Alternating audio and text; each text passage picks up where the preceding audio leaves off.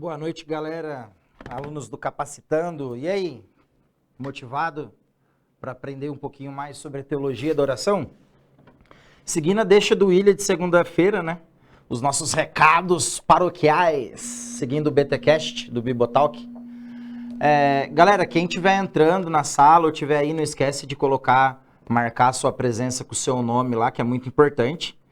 E eu vou começar fazendo a indicação ou indicações, né? Tem alguns livrinhos aqui que vão nos auxiliar na aula de hoje. E o primeiro de todos vem com uma boa notícia. É esse livro do Bob Sorge. Ele é líder de intercessão do IHOP, um cara que escreve muito sobre intercessão há pelo menos 10 anos aí. E esse livro é uma homilia que ele faz em cima de Lucas 14. E justamente esse livro aqui que começou como uma indicação para quem quer dar um start, né? Quem quer ter uma vida de oração incansável, uma vida de oração incessante, vem aprender com Bob Sorge nessa homilia de Lucas 14. Esse livro aqui, galera, vai estar sendo sorteado no final da aula ali, mas só para quem colocar o nome lá, né? Então, se você não marcar sua presença com o seu nome lá, você não vai estar participando do sorteio. E agora vamos começar com as indicações dos clássicos. Esse é um livro que quem não leu ainda precisa se converter. Brincadeira. Leonardo Ravenhill, ele escreveu esse livro porque tarde do pleno avivamento. Já é um livro que tem ultrapassado gerações e gerações. E se você quiser saber por que nós não desfrutamos de um avivamento hoje, isso tem tudo a ver com a sua vida de oração pessoal, isso tem tudo a ver com a vida de oração da sua igreja, né? E como anda a sua devoção. Então, você não pode deixar de ler, né? O Gregório Muknut, que foi um dos grandes evangelistas da nossa nação, ele dizia que se você precisava ter esse livro aqui no seu bolso direito, o Diário de David Brainerd, comentado por Jonathan Edwards, no seu bolso esquerdo, e a Bíblia nas suas duas mãos, para quando você tivesse ali meio esmorecendo na sua vida de devoção, você tivesse dois livros ao alcance da mão, que ia aquecer o seu coração com paixão, devoção e posso dizer, uma extrema necessidade ou vontade ou entendimento de se lançar para essa vida de oração. Então, Por que tarde o pleno avivamento? Leonardo Ravenhill, muito bom. Seguindo ainda o Leonardo Ravenhill, tem um livretinho chamado O Evangelho da Oração. Então, o Evangelho da Oração, ele é pautado em cima do livro de Lucas. Lucas poderia ser chamado de O Evangelho da Oração, porque ele é o livro que mais dá ênfase nas orações de Jesus e em dizer que Jesus estava orando. Um pouquinho mais para frente na aula, nós vamos ver isso, né? Nós vamos ler alguns versículos de Lucas. E para quem gosta de biografia ou gosta de se inspirar na vida de grandes homens de oração, tem um clássico. Esse daqui, infelizmente, você não encontra para vender mais, só garimpando sebo, né? Procurando em sebo, procurando em umas livrarias antigas, doações de biblioteca, que é George Miller, o homem da oração. Esse cara que ele orava ou até Deus responder, ou até Deus responder, não tinha um outro meio com ele. Então é um clássico, fica a dica para quem quer entender um pouco mais sobre orações ousadas, né? Ou orações que Deus responde, uma vida de oração onde Deus atende as orações, precisa ler esse livrinho aqui, ó, George Miller, o homem de oração. E agora não se escandalizem, vem um livrinho muito bom. Esse livrinho ele é de uma editora católica, é de Coração para Coração, do Henry Nouwen. Henry Nouwen foi um monge e ele escreve esse livro aqui contando a sua experiência que ele teve em relação à sua vida de devoção enquanto ele lavava panela em um mosteiro. E ele explica que a oração ela só é genuína e ela só é verdadeira quando ela não é feita a partir da razão, mas quando a razão desce para o coração e aí surge a oração com poucas palavras do seu coração direto para o coração de Jesus, ou melhor, do coração de Jesus direto para o seu coração. Esse livrinho aqui é coisa de R$6, R$7 na internet, você acha? De Coração para Coração. Agora aqui, se eu não falasse desse livro aqui, eu acho que o DH ia me bater, né? Richard Foster, Celebração da Disciplina.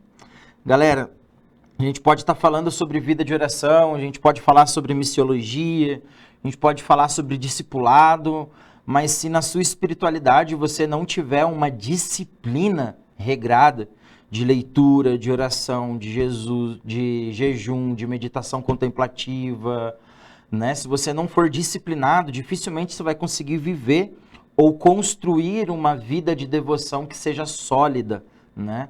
Então, esse livro ele é dividido em algumas disciplinas espirituais. Isso aqui é um clássico. Esse que eu tenho em mãos já é a segunda edição, mas é um livrinho antigo, mas muito bom. Isso aqui é livro de cabeceira, tá? É aquele livro que não tem como você manter ele bonitinho, sem riscar. É aquele livro para você ler constantemente para manter a sua disciplina, para manter a sua espiritualidade em chamas, ou sua espiritualidade viva, né? Ele é dividido em 3 partes. E primeiro ele vai falar das disciplinas interiores, meditação, oração, jejum e estudo. Então você precisa ter uma vida disciplinada nisso, leitura da palavra, capacitando, né? Estudo bíblico, oração, meditação, contemplação em Deus, jejum constantemente, para você manter sua disciplina viva, ou manter sua devoção viva. Agora, para aqueles que são mais apaixonados por teologia, fica aqui uma indicação para quem quer começar a estudar. Não se assustem pelo tamanho, tá? Ele é um livro grande, mas ele é um livro de uma leitura muito fácil, uma leitura muito simples, autoexplicativa. Então, para quem estiver começando estudar teologia ou está começando a se interessar pela teologia, compre a Teologia Sistemática do N. Gruden. Toda a estrutura que você vai ver na aula de hoje e nas próximas aulas, ela foi retirada desse livro aqui. A estrutura está aqui, o restante vem de material complementar, né? Então, se você quiser se aprofundar ainda mais e ler coisas que eu não falei sobre oração, porque a gente não vai esgotar o assunto sobre oração, não tem como. Tem muito conteúdo, não dá para esgotar em 4 aulas.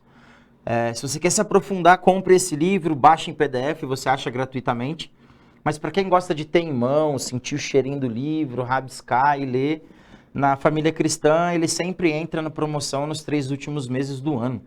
Então você vai conseguir comprar esse livro aqui, que geralmente custa 60, 70 reais, por uma faixa de 30 reais, 40 reais na livraria Família Cristã. Super indico. O William Deress, que estava aqui, a gente estava conversando agora há pouco, e ele disse que é o melhor livro para quem está começando a estudar teologia, para quem quer se aprofundar em teologia. Então, dadas as indicações, vamos começar a aula de hoje. Eu queria fazer uma oração, né? Porque a teologia da oração não dá para começar sem oração, né? Pai, nós te agradecemos por esse momento, Senhor, te agradecemos porque o Senhor está nos proporcionando a oportunidade de conhecermos mais sobre a oração, de conhecermos mais do que a Tua Bíblia diz sobre oração, do que a Tua Palavra diz sobre oração. Pai, eu oro para que tudo aquilo que for dito aqui seja gravado nos corações dos meus irmãos, na mente dos meus irmãos, e que tudo que for direcionado pelo Teu Espírito auxilie os meus irmãos e me auxilie no nosso crescimento da devoção, amplie o nosso entendimento sobre o que é a oração. Queremos viver, Senhor, uma atmosfera diferente, queremos experimentar, Senhor, algo que nunca vivemos ainda em nossas vidas de oração. E eu oro, Senhor, para que o Senhor cative o nosso coração à oração, cative a nossa mente à oração, e o espírito de sabedoria e revelação que és Tu, Senhor, esteja sobre nós essa noite, essa segunda-feira, nos introduzindo na Tua palavra, Senhor, e gravando em nossos corações uma ferida de amor e de paixão por Ti, que só pode culminar em uma vida de devoção e uma vida de oração, Senhor. Pai, eu te agradeço por essa oportunidade, Senhor. Amém. Então, galera, quem assistiu segunda-feira passada a aula do Capacitando, o William fez uma introdução muito boa, falou sobre a identidade da igreja ser casa de oração, né? Uma casa de oração. Então, isso não tem a ver com movimentos 24/7. Isso tem a ver com a identidade de toda a igreja no mundo. E nós vamos falar sobre isso mais para frente. Eu quero dar algumas ênfases, né? Além do que aquele já deu. Porque você entender o que é sacerdócio e a identidade da igreja é o que vai literalmente alavancar toda a sua vida de oração. É literalmente o que vai alavancar e destravar a sua vida de oração, sua vida de devoção, seus períodos com Deus. Talvez não deixem de ser alguns períodos, digamos, entre aspas, maçantes, né? Porque eu mesmo não tenho, compartilho da mesma, acho que da mesma experiência do William. Eu não tenho essa vontade de orar, que é aquela mesma vontade de, nossa, vamos comer um churrasco, ou vamos comer uma lasanha, ou alguma coisa do tipo. Não, né? Mas eu procuro manter a disciplina de oração, porque eu compreendo a magnitude do que é uma vida de oração e aonde a vida de oração pode nos levar, né? Então vamos começar com uma introduçãozinha aqui. Vamos falar sobre o significado de teologia, que todo mundo já sabe, está aí no primeiro slide. O significado de teologia ali, todo mundo já sabe isso, né? Pelo menos os alunos do Capacitando, ou quem ouvia aí o Maná, né? Teologia se deriva da palavra theos, né? Que tem o seu significado divino, né? Seu significado está em Deus, com uma junção de logia, que é ciência. Então podemos compreender que a teologia, ela é um estudo ou as ciências de Deus ou sobre Deus. Isso é a teologia. E a oração, a nossa palavra, né, oração em português, ela tem sua raiz etimológica, né? No latim, oratio, que tem a ver com a fala, tem a ver com o discurso, né? E essa palavra oratio, ela vem também do latim com o significado orare, que tem a ver com pedir, suplicar, fazer uma reza, né? Expressar ou esboçar a sua fé, né? Através de um pedido, através de uma petição, através de uma reza, né? E essa, por sua vez, orare se deriva do grego, né?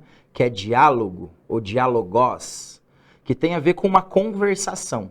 Então, a gente vai falar de algumas terminologias, né? Ou alguns significados de oração para trazer a identidade, né? Do que é, vamos trazer uma definição de oração. Então, a definição de oração pela sua palavra em si só tem a ver com uma fala e um diálogo expresso, direto, né? Então, uma oração, ela nunca pode ser um monólogo. Já fica a primeira dica aqui, né? Hashtag fica a dica.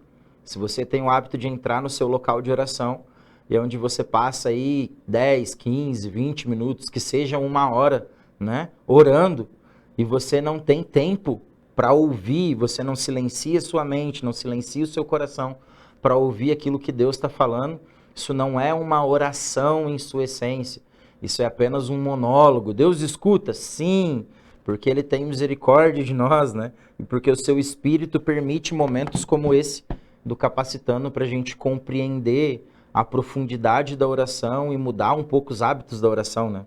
Se você tem hábito de ficar em silêncio e ouvir Deus falar, provavelmente você tem uma inclinação maior para umas orações mais curtas, né? Agora, se você não tem costume de silenciar o seu coração e a sua mente para tentar ouvir e discernir aquilo que Deus está comunicando, você tem aquelas orações longas e extensas, né? Que a gente vai ver durante as aulas aqui. Não é o certo e o errado, né? Mas as orações, ou o que a Bíblia diz sobre a oração e como a oração deve ser feita, né? Uma frase, para quem gosta do Ministério das Frases aí, eu não vou pronunciar o nome desse cara aqui, que é complicado. Forrest, não sei como é que pronuncia, tá no próximo slide. Que ele fala que a oração representa para o cristão aquilo que a pesquisa representa para a ciência. Olha lá. Então não existe ciência sem pesquisa.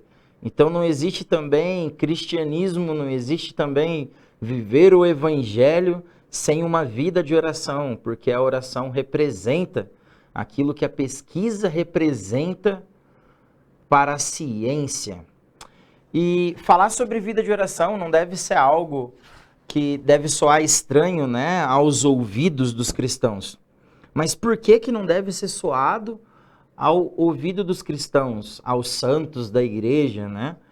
Porque simplesmente a oração ela precisa ocupar um local central na vida cristã, né? Para os pais da igreja não tem como você viver o cristianismo ou se denominar cristão se você não leva uma vida de oração. E isso segue para os reformadores, segue para os puritanos, segue para os grandes teólogos, né, desta nação. Então fica assim, que a oração ela é uma questão de sobrevivência para a vida do cristão. As perguntas que foram feitas na última aula para o William, falando sobre como intensificar a vida de oração da igreja, como mudar a mentalidade da igreja em meio à oração. Não tem outro jeito senão orar. Você viu que todas as respostas da aula passada culminou numa simples palavra, tipo, a resposta, né? Uma só, objetiva, para tudo e ora, né? Porque a gente pode estudar, a gente pode ampliar o entendimento através do estudo do que é uma vida de devoção, mas sem a prática não tem como. E toda teologia, ela culmina, ela leva, ela vai desembocar como um rio em uma vida prática. Se não há a parte prática, não há teologia. Então, para você que diz que é teólogo também, ou está fazendo teologia em uma faculdade, e você não tem uma vida de devoção, como diria um professor de seminário, o seu Roberto, você está fazendo teologia errado. Porque se a teologia é meditar, é contemplar e é conhecer quem Deus é, isso precisa te levar e te guiar a uma vida prática de oração e uma vida prática de justiça, né? Mas vamos lá então, afinal, o que é a oração? Ou o que de fato é a oração? A gente viu que é uma fala, que é uma conversa, mas aqui tem algumas definições bem legais de alguns teólogos, de umas pessoas que têm vida com Deus assim, e expressaram ou esboçaram, né? Algumas delas estão nesses livros aqui. Um exemplo, oração é invocar a Deus sabendo quem Ele é. Mas isso aí é fácil, isso aí é simples. Não.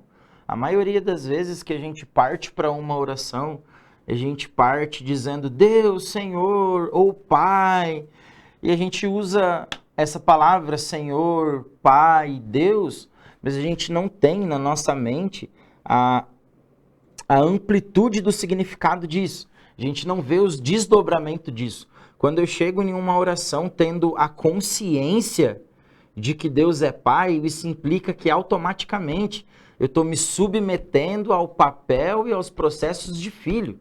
Quando eu adoro, eu vou orar e eu começo, Senhor, olha, eu estou aqui. Dizer que Ele é Senhor implica em eu ter todo o entendimento de que Ele é Senhor absoluto na minha vida. E se Ele é Senhor, o meu papel e a minha posição natural, ela é de escravo. Então toda a oração que você pegar do Antigo Testamento ao Novo Testamento, ela vai trazer em algum âmbito, em alguma esfera dela, uma invocação de quem Deus é. Só que a diferença é que eles têm a plena consciência, o pleno entendimento dessa invocação. Eu sei o Deus a qual eu estou invocando, né? Então não é um simples falar, não é uma nomenclatura qualquer, não é um Deus qualquer.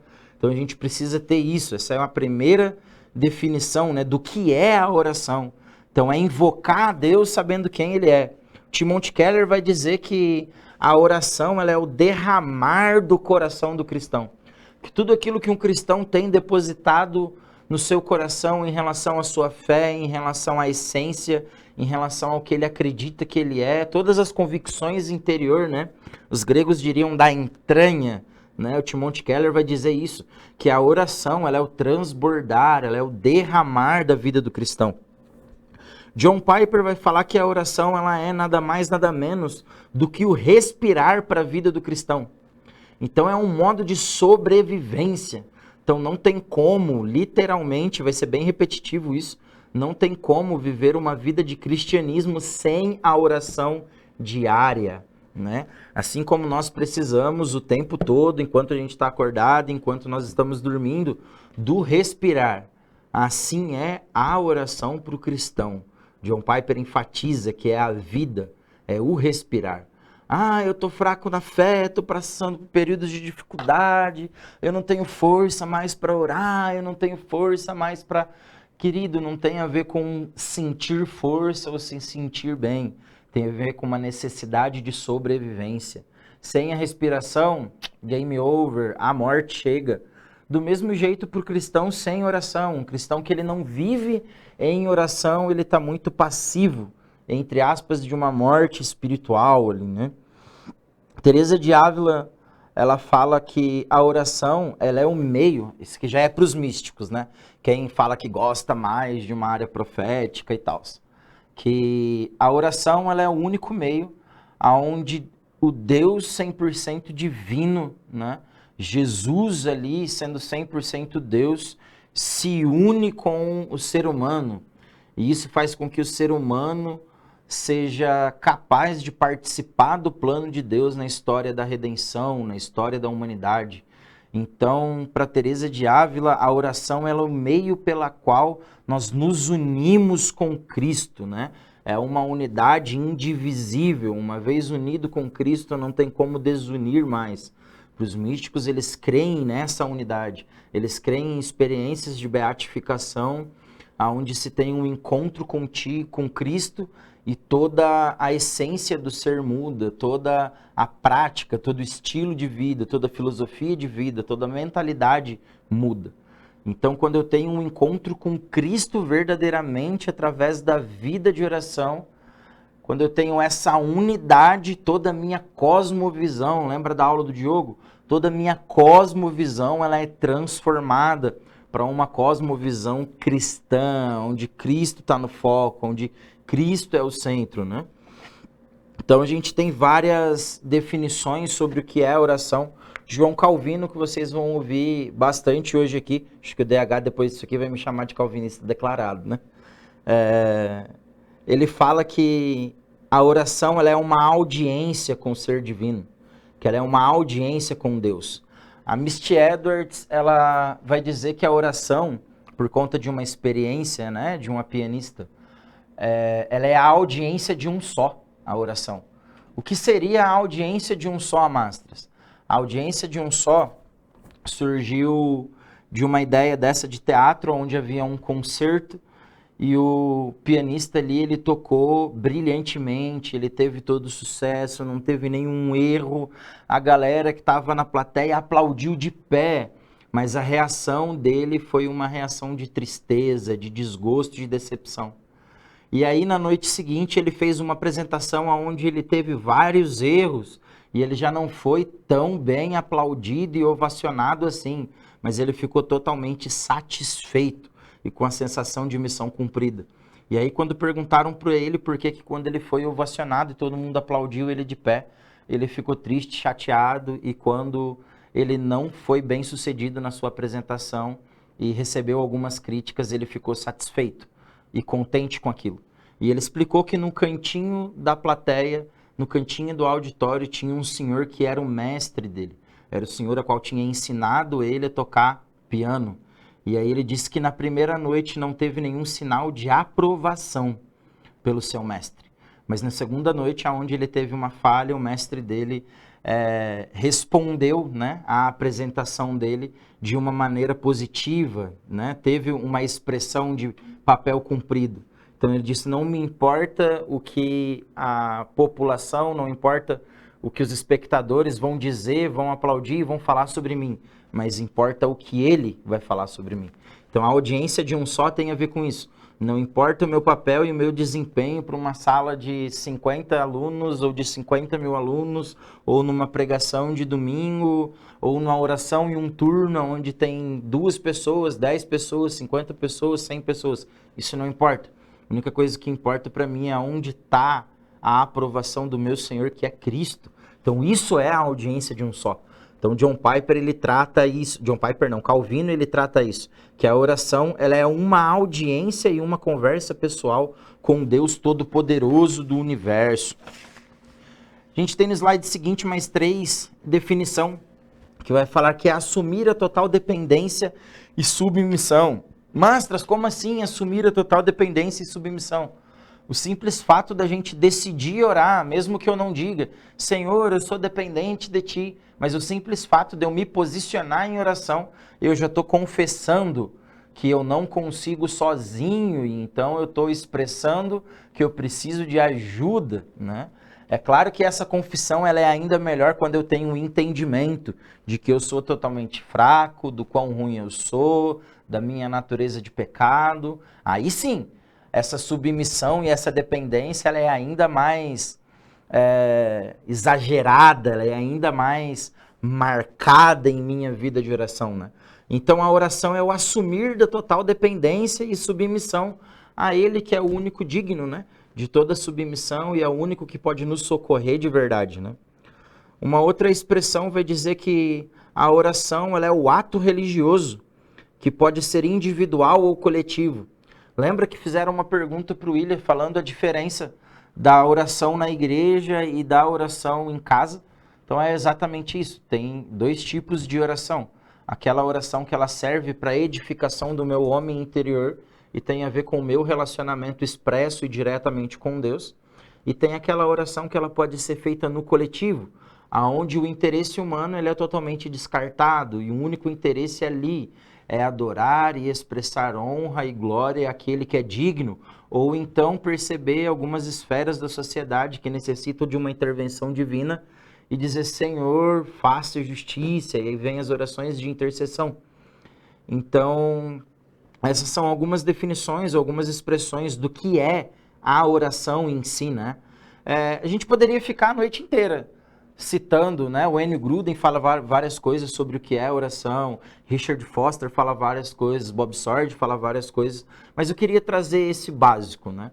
Nós precisamos ter em mente que a oração é um ato expresso de rendição, é o único meio pelo qual eu me ligo e me uno com Deus, é a única forma pela qual eu participo das ações divinas no plano de redenção da humanidade. O ato de consciência expressa em invocar aquele que é extremamente santo, o Criador do universo. Então eu preciso ter esses pilarzinhos, essas definições muito limpas na minha mente, cravado no meu coração. O N. Gruden ele fala algo bem legal sobre oração nesse livro aqui, e eu vou ler um trechinho para vocês. Fala que o que chamamos de oração, ela abrange a oração que pede algo para nós, que pede algo para os outros, e às vezes é chamada de oração de petição ou de intercessão. Que essa oração ela também abrange a confissão de pecado, a adoração, o louvor, a ação de graças e também a comunicação divina de indicações de sua resposta a nós. Então, isso é a oração, ela envolve várias petições, ela envolve vários dizeres, ações de graças, expressões de louvor a Deus, visando uma coisa, ter essa comunicação divina que vem em resposta a nós. Isso é o que o N. Gruden define como que é a oração. Mastras, agora eu já vi o que é a oração e o que eu preciso ter em mente, mas por que eu preciso orar? Então, por que nós precisamos orar? Porque a oração é a identidade da igreja? Sim, mas nós precisamos orar porque a oração ela é o ato de sobrevivência do cristão, acabei de dizer, sim, mas nós precisamos orar, eu preciso orar por quê?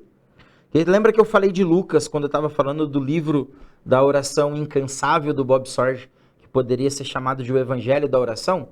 É porque ele mostra vários versículos que vai trazer Jesus em sua vida de oração.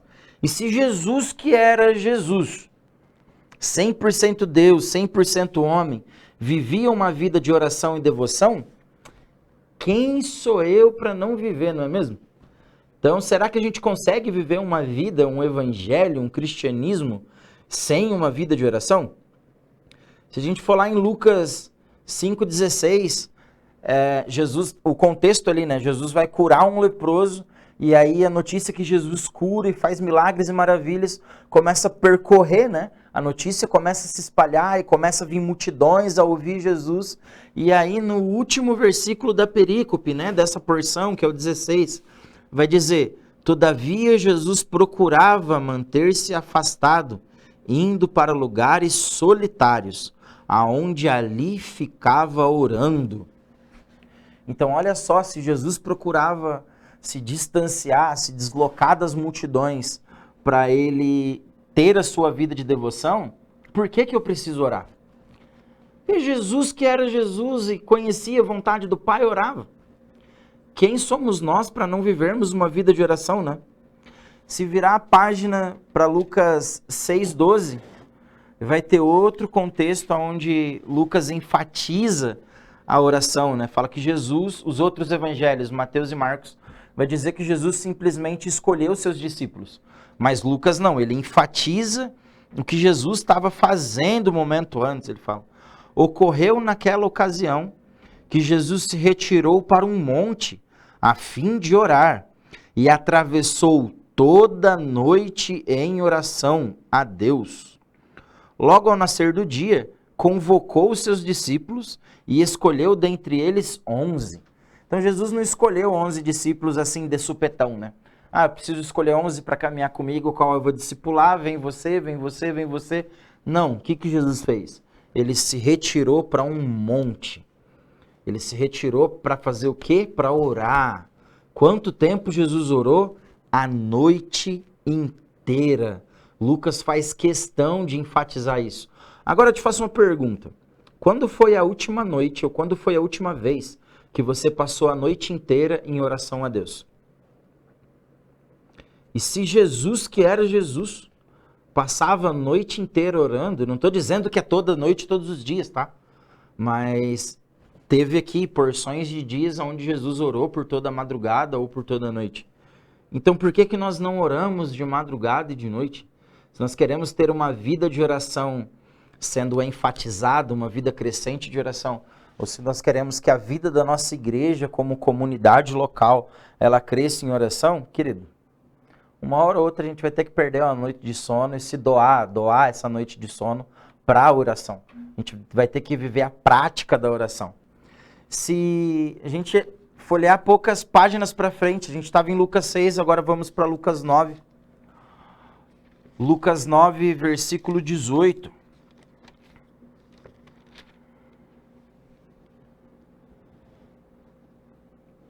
Certa ocasião, estava Jesus fazendo o quê? Estava Jesus orando em particular. E com ele estavam os seus discípulos. Então o que Jesus está dizendo? Ou o que Lucas está dizendo? Que Jesus novamente estava fazendo o quê? Orando. No mesmo capítulo, se você for para o versículo 28, vai dizer sobre ver a glória de Deus, uma expressão da glória de Deus. Vai falar, passado quase 8 dias após o pronunciamento dessas palavras, Jesus tomou consigo Pedro, João e Tiago e subiu ao monte para orar. Percebe que às vezes Jesus se reunia em oração sozinho, às vezes ele se reunia em oração com seus discípulos, mas procurava orar em um local um pouco deslocado, e às vezes ele se reunia com os mais chegados, né? Ele pegava ali 3 ou 4 e subia com ele para um local de oração, onde eles pudessem orar com intimidade, né? E aqui fica mais uma pergunta. Quando foi a última vez, sem ser em um turno da sua igreja, quando foi a última vez que você convidou alguns amigos para tomar um café e orar? A comunhão, ela não vem apenas da mesa, né? Mesa é muito legal, né? Um almoço é bacana, um churrasco é bacana, uma pizza é bacana, tem muita risada, a gente brinca bastante, mas a comunhão, ela não vem só desses momentos, né? A comunhão, o seu Haroldo, que foi um dos professores da faculdade, ele dizia assim, da faculdade não, do seminário, ele dizia assim, você quer conhecer alguma pessoa intimamente? Conheça ela em oração e veja como ela ora. Você conhecendo o coração da pessoa na oração, você conhece a pessoa por inteiro, né? Ele falava inclusive isso, você é solteiro, você está solteira, quer conhecer uma mulher certa de Deus para você casar? Então pegue aquela que derrama o seu coração, ou pegue aquele aonde o seu coração está escondido exclusivamente em Deus, mas quando ele abre a boca para orar, ele derrama o seu coração na presença de Deus. Né? Então a melhor forma de você conhecer uma pessoa é chamando essa pessoa para orar, ouvindo essa pessoa orar. E assim você começa a conhecer a intimidade, né? E aqui Jesus faz isso na prática. Jesus chama 3 dos seus que andam junto com ele para subir ao monte e orar com ele. 2 páginas para frente. Na minha foi 3, que a minha letra bem grande, mas numa Bíblia comum é só 2 paginazinhas para frente. Lucas 11, versículo 1. É o ensino de Jesus sobre a oração. Então, olha só, Jesus está discorrendo, né? Vai começar um discurso para ensinar o que de fato é a oração. Mas Lucas começa assim, certa ocasião, Jesus estava orando em um determinado lugar, Quando concluiu, um dos seus discípulos lhe solicitou, ou lhe pediu, lhe indagou: Senhor, ensina-nos a orar. O que será que tinha nessa oração de Jesus que despertou o interesse para que os discípulos aprendessem a orar? Assim como Jesus orava, assim como os discípulos de João Batista oravam. Porque eles estavam ouvindo a oração de Jesus. Vou ler de novo. Certa ocasião, Jesus estava orando em um determinado lugar. Quando concluiu, um dos seus discípulos lhe solicitou. Jesus nos ensina a orar. Aqui tem uma preciosidade para o que nós chamamos de teologia de oração e para a vida de oração, mas você só vai ver o segredinho que está aqui daqui 3 aulas. Então, não vou dar spoiler, continue acompanhando a gente. E você vai compreender o que tinha de interessante, ou o que havia de interessante na oração de Jesus, que despertou o coração dos discípulos para querer aprender a orar, assim como os discípulos de João Batista oravam e assim como Jesus orava.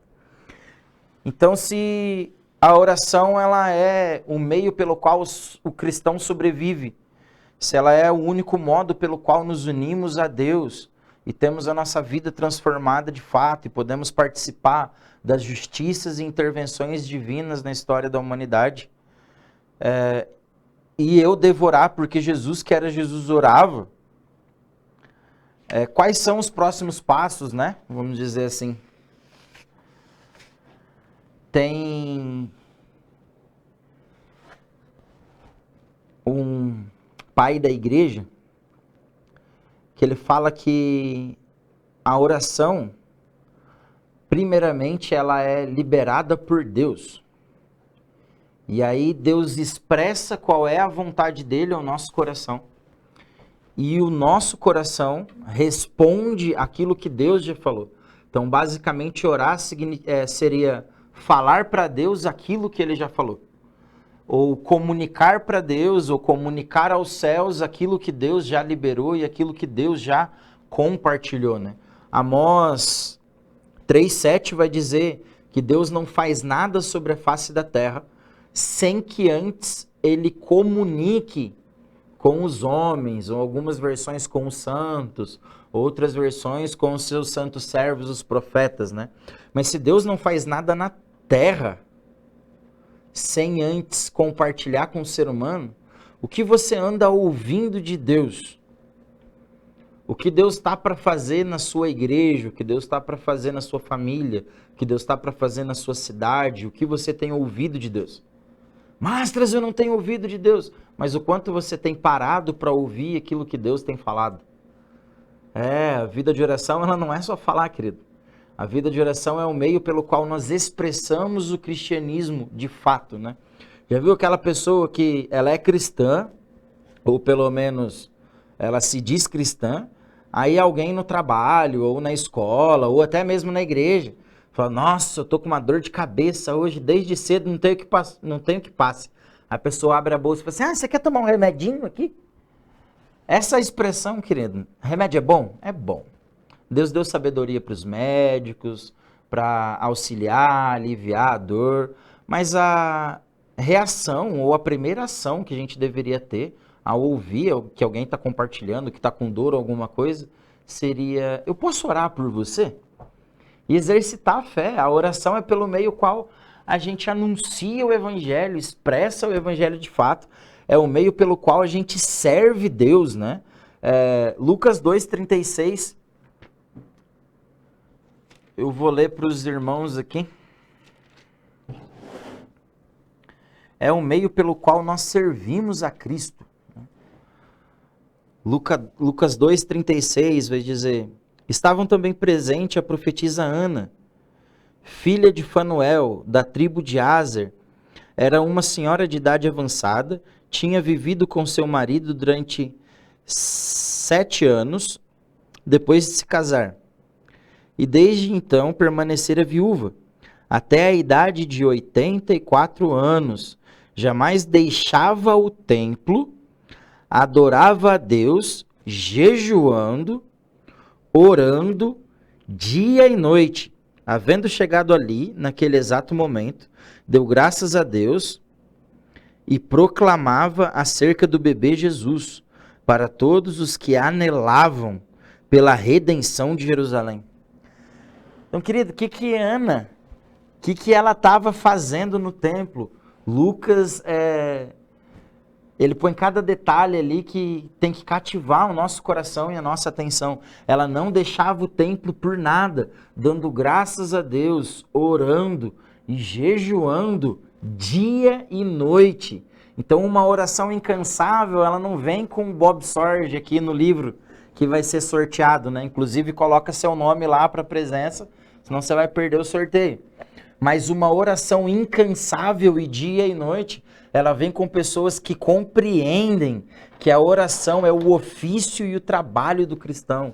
É o meio pelo qual eu vou conseguir servir o evangelho, é o meio pelo qual eu vou conseguir anunciar o evangelho. A oração vai me capacitar, a oração vai proporcionar para mim meios pelo qual eu consiga servir o propósito de Jesus. Ai, mas qual que é a vontade do Senhor para minha vida? Que eu viva uma vida de oração. Isso é para todo cristão. Que eu viva uma vida de oração incessante, dia e noite, tendo o entendimento de quem Deus é, tendo a revelação do seu senhorio, da magnitude de quem Ele é, e servindo Ele através do ministério da oração. Tirando porque é o meio pelo qual eu consigo me unir com Deus, tudo aquilo que a gente já falou aqui, e o meio que Jesus orar, Jesus nos ordena a orar. Jesus, ele expressa, ele fala, quando entrares no seu quarto. Então, querido, quando entrares no seu quarto, não tem a ver com se acaso você. Jesus não falou, olha, por um acaso, assim, uma vez por ano, ou lá, de vez em quando, se você tiver vontade de orar, ele fala, não, é quando entrar no seu quarto. Feche a porta e ora, né? Fala ao seu pai que está no secreto.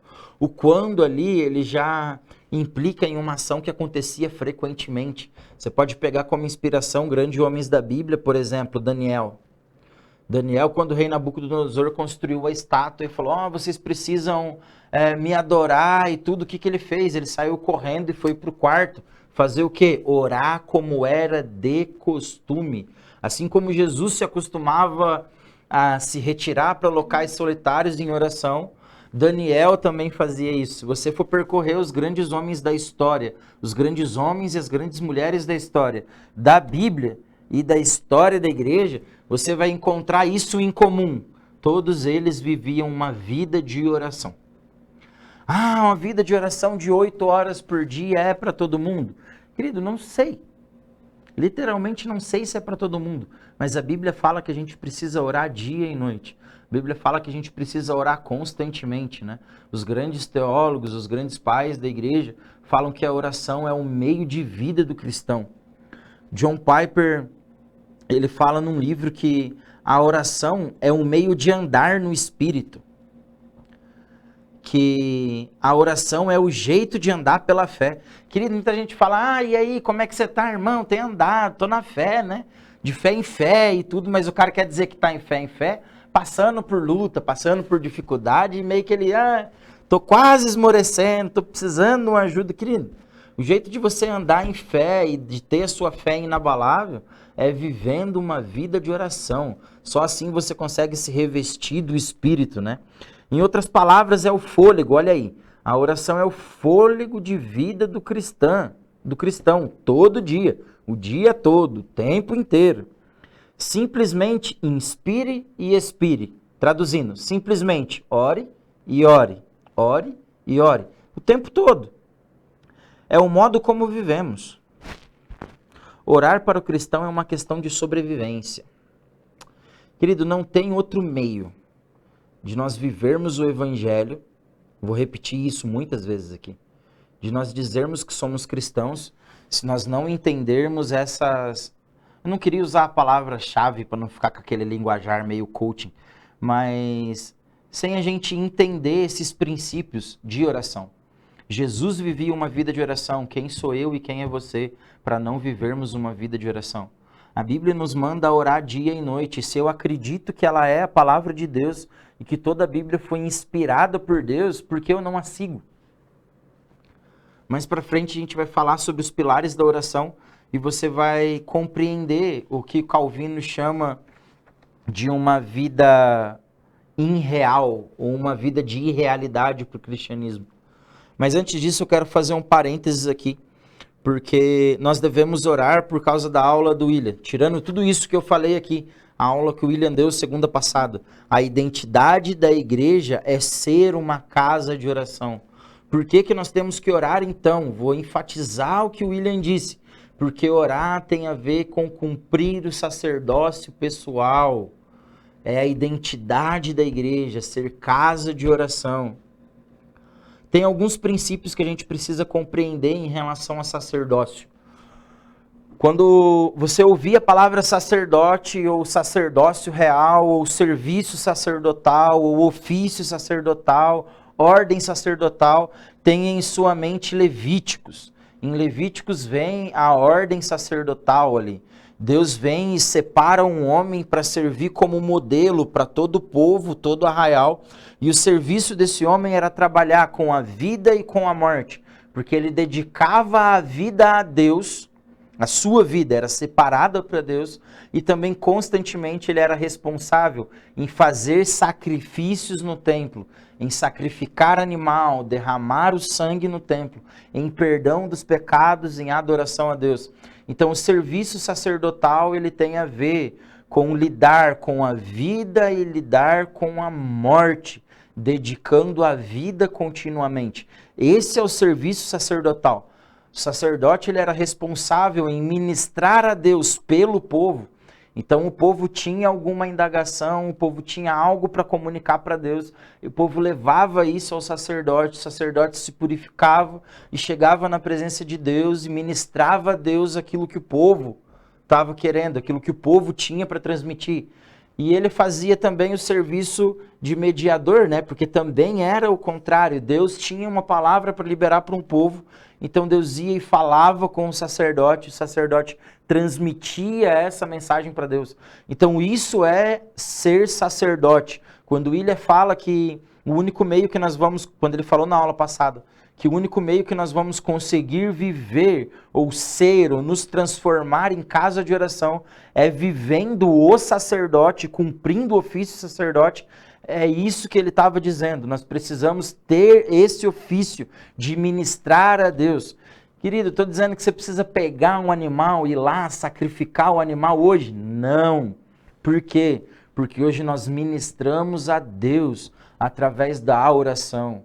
E hoje já não tem mais essa implicação, porque o véu foi rasgado, então nós temos livre acesso à sala do trono, nós temos livre acesso a Deus. Por quê? Jesus era o sumo sacerdote e viveu como nós tínhamos que viver, mas também morreu, porque nós deveríamos morrer por conta dos nossos pecados e dos nossos delitos. E hoje ele é o sumo sacerdote, homem, assentado à destra do Pai. E ele deixou pra gente o quê? Um reino e um legado sacerdotal. Eu queria enfatizar algo que vai me auxiliar nas próximas aulas e tem a ver muito com a aula que foi dada segunda passada. Quando Deus faz o homem e ele coloca o homem no jardim, Deus dá um mandato para o homem. E esse mandato cultural para o homem era para ele cultivar e lavrar a terra. Só que a palavra que é utilizada para cultivo em Gênesis 2, muita gente fala dentro da teologia que esse é o mandato cultural. Só que o mandato cultural de Gênesis 2, ele nada se difere. Quem fez aqui escatologia, né? Quem fez missiologia também no Capacitando, viu que é a mesma coisa que está em Mateus 28, que tem a ver com o ID. Então, o ID, que é a grande comissão que Deus dá em Mateus 28, é a mesma mensagem dada para Adão ali no Éden, ali no jardim. E essa palavra para culto, ela tem 3 derivações, né? Culto, cultivo e cultura. Então, o homem era responsável por cultivar o jardim. A maneira como o homem vivia produzia uma cultura dentro do jardim. E esse era o seu culto a Deus. Então essa palavra para cultura, que tem a ver com culto, cultivo e cultura, é a palavra abad, que é a mesma palavra do hebraico utilizada em Êxodo 20. para falar sobre um culto a Deus ou ministrar a Deus no templo. Ministrar a Deus na tenda. Então, quando Deus vai dar uma ordenança de culto em Êxodo 20, ele usa a mesma palavra que foi utilizada em Gênesis 2 para dar um mandato cultural para Adão. Agora eu vou abrir um parênteses, vai parecer que eu estou fugindo do tema da aula, mas não estou fugindo não.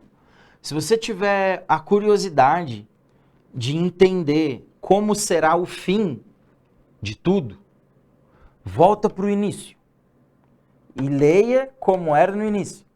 Agora, se você tiver curiosidade de saber como era no início, vá e olhe para o fim.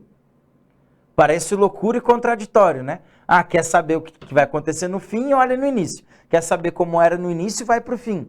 Sim, independente da sua linha escatológica, independente da sua crença cristã, Efésios 1:10 vai dizer que Jesus vai convergir todas as coisas em Cristo, todas as coisas que estão nos céus, todas as coisas que estão na terra, né? Então, se você crê que a igreja vai subir, ou o céu vai descer, céu e terra vai ser uma coisa só. Então, se a Bíblia está dizendo que no fim, céu e terra será uma coisa só, como era no início, se redenção e consumação tem a ver com literalmente redimir, recuperar, transformar todas as coisas e devolver a sua origem. Ah, Deus veio redimir o relacionamento com o homem. E ele fez o quê? Perdoou o homem do seu pecado contra Deus, morreu cumprindo a lei. Para quê? Para restaurar o relacionamento da origem, certo? Então, quer saber como vai ser o fim? Olha para o começo. Quer saber como era no começo? Olha para o fim. E se Deus criou tudo unido, céu e terra eram um só, o que eu tenho para dizer para você agora? Que agora, nesse exato momento, no céu, olha como isso, para mim, na minha cabeça, é um cérebro. É um cérebro, não, é um chute no cérebro. No céu, agora, há uma realidade de adoração contemplativa. O que é uma realidade de adoração contemplativa? No céu agora, tem seres viventes, no céu agora tem anjos, no céu agora diante do trono, tem uma multidão de mártires diante do trono. Apocalipse vai dizer isso. Fazendo o quê? Contemplando quem Deus é. E quanto mais eles contemplam quem Deus é, essa contemplação fazem eles expressarem aquilo que eles estão vendo. Então eles estão cantando santo, eles estão falando sobre a santidade de Deus, porque eles estão vendo isso. Então no céu agora, nesse exato momento, enquanto eu falo, há uma realidade de uma adoração contemplativa, aonde o trabalho da vida cotidiana dessas pessoas que estão lá, desses anjos que estão lá, o trabalho, o ofício deles de dia a dia, se chama culto. O que eles estão fazendo diariamente, 24 horas por dia? Estão cultuando a Deus com o seu ofício. E o que acontecia com Adão no Jardim do Éden? Adão, ele cultuava a Deus com o seu cultivo, porque o seu cultivo era a sua vocação ordinária do seu sacerdócio. Qual que era o papel do primeiro sacerdote Adão no Éden? Era produzir um culto através do cultivo. E a cultura, ela vem do quê? Ela vem da ação do homem. Então, o que é convergir todas as coisas em Cristo? Convergir todas as coisas em Deus? O que é viver o Evangelho de fato? O que é fazer com que a igreja se torne a sua identidade, viva a sua identidade, de ser casa de oração para todas as nações? É cultuar a Deus ordinariamente, diariamente, com o meu ofício sacerdotal, onde eu ministro a Deus, independente de onde eu estiver. Só quando a gente tiver esse entendimento do que é sacerdócio, do que é ser sacerdote, a gente vai compreender aquilo que o William leu aqui, que Jesus comprou para Deus com o seu sangue, um reino de sacerdócio. É só assim que a gente vai entender aquilo que está escrito em 1 Pedro, 1 Pedro 2, que nós somos reinos de sacerdotes, que nós oferecemos a Deus. Quer ver um texto que todo mundo lê, mas não passa batido no que diz respeito a essa linguagem de sacerdote? Romanos. Muita gente lê, prega um monte de coisa sobre isso, mas não fala o que de fato o texto está dizendo. Ó, Romanos 11, 33, 34, 36 e o versículo 1 do capítulo 12. Sabe, quando o povo vai falar sobre a renovação da mente, já está cansado de ouvir isso, né? Que a gente precisa ter uma mente renovada para não cair nas paradas. Então, o que o texto está dizendo é isso aqui. Ó profundidade da riqueza, da sabedoria e do conhecimento de Deus, quão insondáveis são os seus juízos e quão inescrutáveis são os seus caminhos. Sabe o que Paulo está dizendo aqui? Nessa doxologia, nessa adoração, ele está começando fazendo o quê? Aquilo que a gente viu nas definições de oração. Está invocando a Deus, tendo a razão, tendo a sua inteligência, tendo o entendimento de quem ele está invocando. Então ele não está orando por um ser qualquer, ou um Deus qualquer, ou usando qualquer nomenclatura que ele não saiba o que está dizendo. Ele fala, ó profundidade da riqueza, da sabedoria e do conhecimento de Deus. Quão insondáveis são os seus juízos e quão inescrutáveis são os seus caminhos. Pois quem conheceu a mente do Senhor? Quem se tornou seu conselheiro? Quem primeiro lhe deu alguma coisa para que ele lhe recompensasse? Portanto, dele, por ele e para ele são todas as coisas. E a ele seja a honra, a glória, perpetuamente. Amém. Sabe quando a gente vai conseguir viver e entender o que é dele, por ele, para ele são todas as coisas? Dele, por ele e para ele. Dele, por ele e para ele são todas as coisas. Quando nós compreendermos o nosso ofício sacerdotal e tivermos em mente isso, que no céu agora há um trabalho ordinário chamado de culto, e que o trabalho de Adão era cultuar a Deus com o cultivo da terra, produzindo uma cultura. E quando nós, como igreja e como cristãos, assumirmos o nosso papel sacerdotal e passarmos a viver diariamente produzindo uma cultura, cultuando a Deus com o meu ofício sacerdotal, com o meu trabalho sacerdotal. Queridos, se você é advogado, seja um advogado para a glória do Senhor e faça do seu ofício, né? Faça da lei, faça do seu trabalho, da advocacia, um ministério ao Senhor e ministre o seu sacerdócio a Deus com a sua profissão. Se você é pedagogo, seja um pedagogo para a glória de Deus, dele, por ele, para ele, você ensinando de uma forma justa, de uma forma consciente, tendo o coração e a mente fixos na realidade de quem ele é. O que Paulo começa falando na sua adoração, ó profundidade da riqueza, da sabedoria e do conhecimento. Quando você passar a dar aula dessa maneira, você está com o seu ofício, com o seu trabalho, você está cultuando a Deus. Faça do seu trabalho um culto a Deus. Faça da sua vida ordinária, do seu dia a dia, do limpar a casa, um culto a Deus. Lave a louça cultuando a Deus. Lave o banheiro cultuando a Deus. Faça o jardim cultuando a Deus. Só assim a gente vai conseguir, ou só assim a gente vai ter uma dimensão do que é um reino de sacerdotes para Deus. É isso que o William estava dizendo a aula passada, essa é a consciência.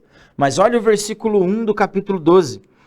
Portanto, caros irmãos, eu rogo pela misericórdia de Deus. Paulo está rogando por quem? Ele começou falando da profundidade, da riqueza, que ninguém pode dar conselho ao Senhor, tamanha a sua grandeza, tamanha a sua soberania. Aí ele fala, eu rogo a Deus, eu suplico a Deus. Paulo suplica a Deus por quê? Para que os romanos, para que o povo que estava ouvindo, né, lendo a carta dele, apresentasse os vossos corpos como um sacrifício vivo, santo e agradável a Deus. E esse é o vosso culto lógico ou racional. Querido, o único meio de você oferecer o seu corpo como um sacrifício vivo a Deus não tem a ver com penitências em romarias, não tem a ver com procissões, não tem a ver com nada disso. Tem a ver com você entender essa dimensão da oração e entender que hoje a oração, ela é o ofício pelo qual você lida com a sua morte diária. Lembra que eu falei que o sacerdote precisa saber lidar com a vida, ministrar a vida e saber lidar com a morte? você consegue ministrar através da sua oração isso a Deus. Quer ter um exemplo? Jonas no ventre do peixe. A gente vai ver isso segunda que vem. O que ele faz no ventre do peixe? Não é a minha vontade para Nínive, parafraseando. Eu tentei fugir de todo jeito, mas seja feita a sua vontade. Jesus no Getsêmani, o que ele estava fazendo ali? Sabendo o que ele ia passar com aquela angústia, a ponto de suar sangue. Se possível, passe de mim esse cálice. Todavia, seja feita a tua vontade. O único meio de você oferecer o único meio de nós conseguirmos oferecer os nossos corpos como sacrifício agradável a Deus tem a ver com esse entendimento sobre a oração. A oração é o único meio que eu vou conseguir apresentar a Deus as minhas vontades. E independente da minha vontade, eu vou dizer, Senhor, essa é a minha vontade, mas você sabe o que é melhor para a minha vida. Que seja feita a sua vontade, lidando com a morte. Lidando com a morte das suas vontades, com a morte dos seus desejos e ministrando a Deus um sacrifício santo, puro e agradável. Não tem como, vou repetir, não tem como sermos cristãos sem a oração. Tá, Mastras, agora eu já entendi que esse é o ofício. Com a aula que o William deu segunda-feira passada, com essa introdução que você está fazendo agora, eu entendi que eu preciso orar, porque esse é o meu trabalho, eu entendi que a oração me conecta com Deus, eu entendi que a oração é a audiência de um só, onde eu não busco a aprovação da igreja, do irmão que está do meu lado, eu já entendi que a oração é o meio pelo qual eu consigo servir o evangelho e auxiliar o Espírito a adornar a sua noiva, mas agora o que eu devo orar então? O que passa na minha mente agora? O que eu devo orar? Querido, o que você deve orar é isso aí, ó. A Bíblia. Ah, mas eu gosto de oração espontânea. Querido, você pode fazer oração espontânea à vontade. Eu posso fazer oração espontânea à vontade. Mas se Deus revelou a vontade dele, expressou a vontade dele em um livro, por que a gente não segue ele então? Se liga no próximo slide. Porque João Crisóstomo, que também era um pai da igreja, ele vai falar que da Bíblia eu posso extrair os grandes proveitos para passar por todo tipo de necessidade. Por todo tipo de necessidade. Agora olha o que 2 Timóteo 3,16 está aí na tela. Toda a escritura é inspirada por Deus e proveitosa para ministrar a verdade, para repreender o mal, para corrigir os erros e para ensinar a maneira certa de viver. Você acha que está passando por alguma coisa errada? Você acha que está fazendo alguma coisa que não está dando certo na sua vida? Aqui, ó, 2 Timóteo 3,16 tem a solução para você. Extraia das Escrituras o conselho divino para tudo que você deve fazer. E aqui você vai conseguir colocar sua vida no prumo. Ah, eu quero ter um nível, saber se eu estou sendo cristão de verdade, se eu não estou sendo cristão, eu quero avaliar a minha vida.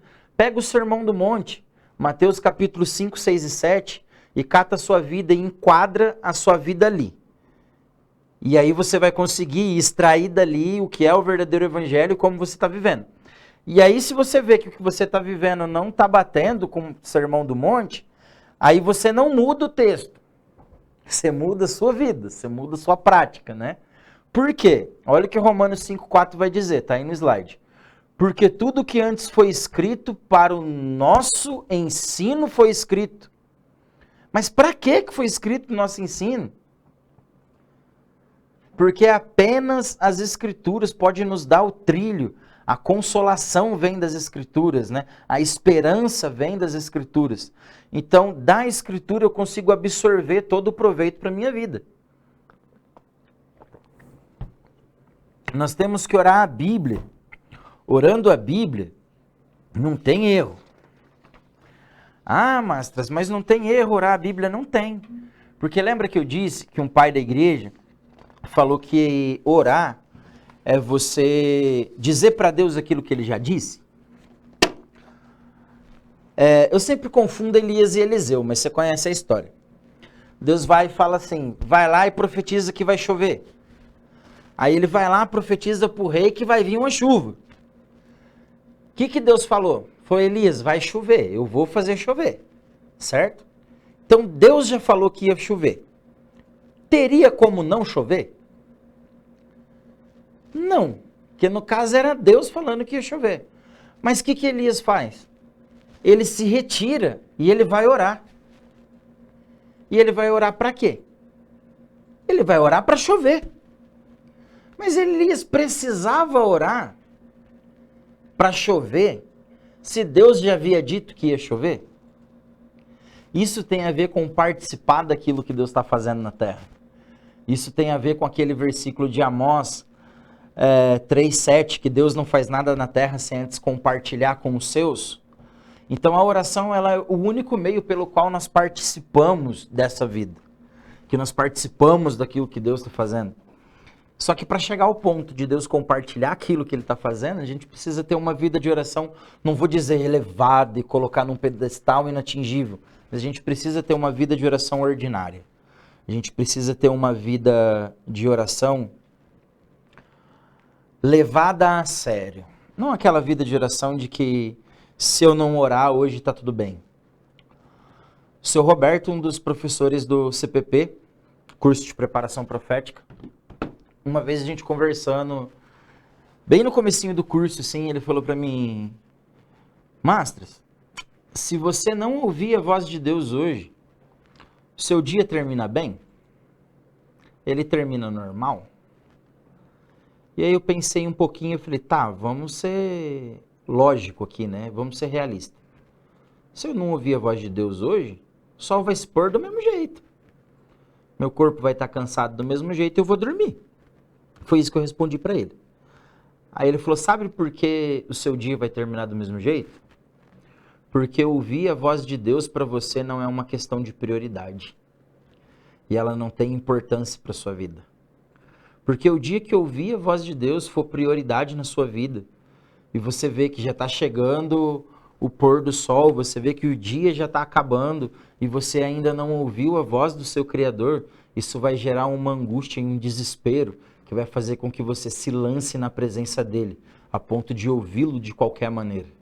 Porque a voz dele, porque a orientação dele, é o que traz sentido para a sua vida. Quando foi a última vez que você ouviu a voz de Deus?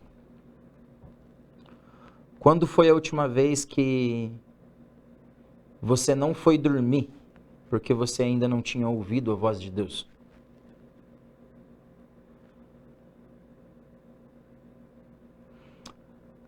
O maior interessado na minha vida de devoção e na sua vida de devoção é Deus mesmo. Ele é o maior interessado. Ele anseia pelo seu povo.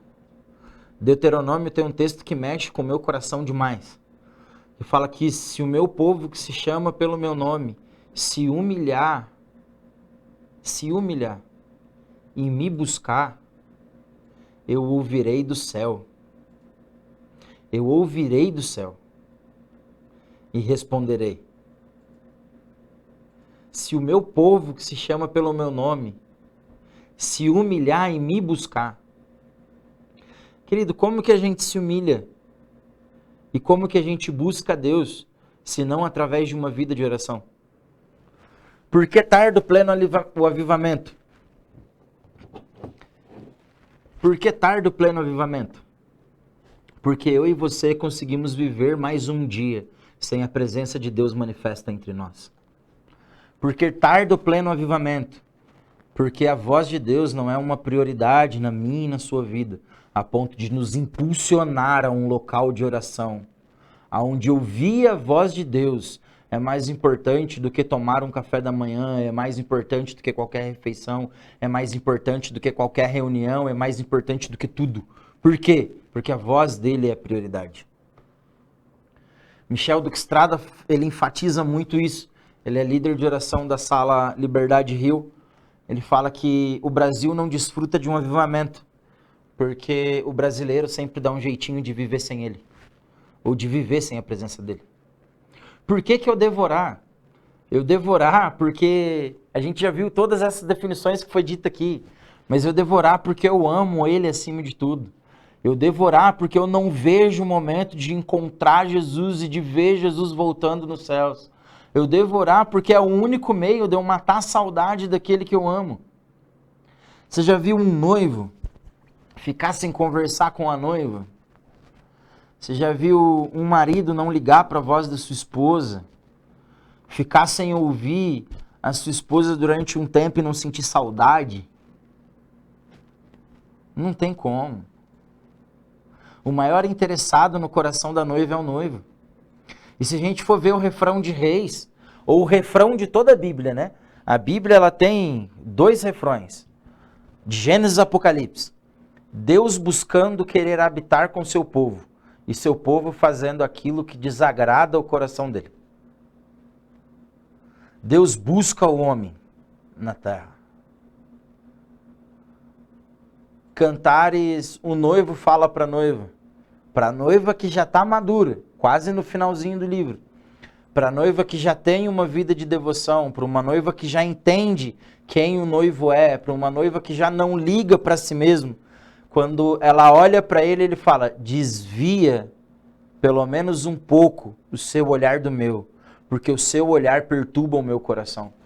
Quando foi a última vez que a sua vida de oração e o seu olhar para o coração de Deus perturbou o coração dele a ponto dele responder veementemente a sua oração? A Bíblia, ela serve de inspiração para nós. Já citei o texto aqui de Mateus 6, entra no seu quarto e fecha a porta. Tem os textos de Daniel, que nem eu falei, que Daniel foi orar no seu local de costume. Todos os textos que nós lemos de Lucas 11, que fala sobre essa vida de oração. Então eu posso pegar todos esses versículos e adaptar esses versículos, ou isolar esses versículos para eu trabalhar a minha vida de oração. Não distorcer e tirar do contexto, tá? Mas eu pegar essas aplicações práticas e colocar ela para a minha vida. Ou senão eu posso simplesmente pegar os personagens da Bíblia, os grandes homens da Bíblia, e me inspirar na vida que eles tiveram em Deus. Já parou para pensar que os anjos estavam indo destruir Sodoma e Gomorra e Abraão estava conversando com Deus e Deus compartilhou com Abraão o que ele ia fazer em Sodoma e Gomorra. E aí Abraão começa a interceder e Deus começa a mudar o seu juízo sobre o que ia acontecer. Se encontrar 50, se encontrar 10 e vai diminuindo, né? Até Ló escapar ali. Então você pode interferir, né? Se você for ler Êxodo, quando Deus fala assim para Moisés, Moisés, se aparta de mim, que eu vou subir a minha ira contra o meu povo, e vou exterminar esse povo, e de você eu vou começar um novo povo, de você eu vou começar uma nova nação. Eu não sei você, eu, no caso, aceitaria o convite de Deus. Porque é Deus me chamando para uma sociedade, não tinha como dar errado. Deus estava garantindo tudo. Eu ia falar, que isso, Deus? Eu estou salvo? Opa, varre o povo aí. Só que Moisés não, porque ele tinha uma vida de intimidade com Deus. Ele tinha uma vida de relacionamento, ele exercia o seu ofício sacerdotal diariamente, constantemente. O que Moisés conhecia? Moisés conhecia o coração de Deus. Por isso ele faz um negócio que para mim é uma loucura.